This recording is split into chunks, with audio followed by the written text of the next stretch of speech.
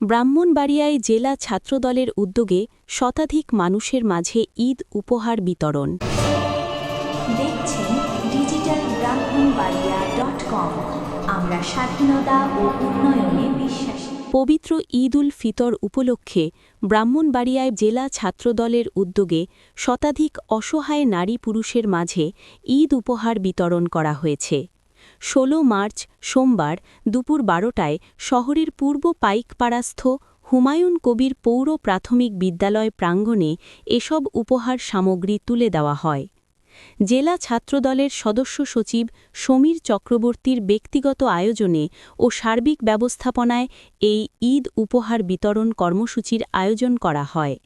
পবিত্র ঈদ উল ফিতরের আনন্দ সাধারণ ও খেটে খাওয়া মানুষের সাথে ভাগাভাগি করে নিতেই এলাকার শতাধিক নারী পুরুষের হাতে এই ঈদ উপহার শাড়ি ও লুঙ্গি তুলে দেন ছাত্রদলের নেতাকর্মীরা।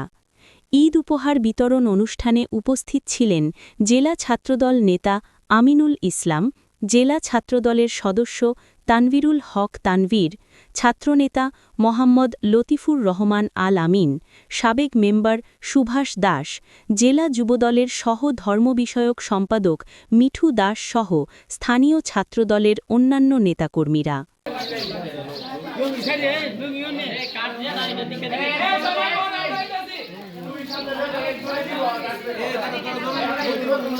এলাকাবাসী এবং বিভিন্ন এলাকা থেকে যারা আসছেন, প্রথমে আপনাদের কাছে আমি এই ক্ষমাপ্রার্থী। আপনারা এই রোজা রমজান মাসে রোজা রেখেছেন, আমি দীর্ঘক্ষণ আপনাদেরকে বসায় রাখছি। আপনারা আমাকে ক্ষমা সুন্দর দৃষ্টিতে দেখবেন। আসলে আমাদের নেতা জনাব তারেক রহমান ইতিমধ্যে ঘোষণা দিয়েছেন একটি অসাম্প্রদায়িক বাংলাদেশে।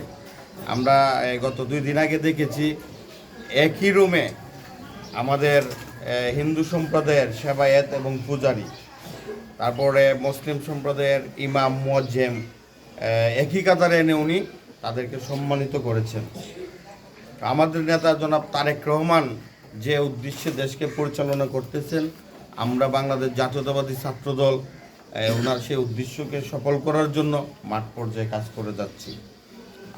আগামী ঈদকে সামনে রেখে আমি ঈদের আনন্দ ভাগাভাগি করার জন্য আমার মুসলিম ভাইদের সাথে তাদের অনেকেই অনেক সময় দেখা যায় যে ভালো একটা এই শাড়ি কাপড় যে পাইলে খুশি হয়, তাদের এই আনন্দ যেন বাড়াতে পারি আমি সেই চেষ্টাটুকু করেছি।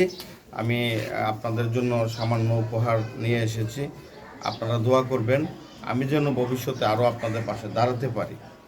আর আমি মন থেকে বিশ্বাস করি যে আমরা যদি হিন্দু মুসলমান সকলে একত্রিতভাবে কাঁধে কাঁধ রেখে চলি, আমাদের এই ব্রাহ্মণবাড়িয়া, আমাদের এই বাংলাদেশ সুন্দরভাবে ঐক্যবদ্ধভাবে বিশ্বের দরবারে মাথা উঁচু করে দাঁড়াবে।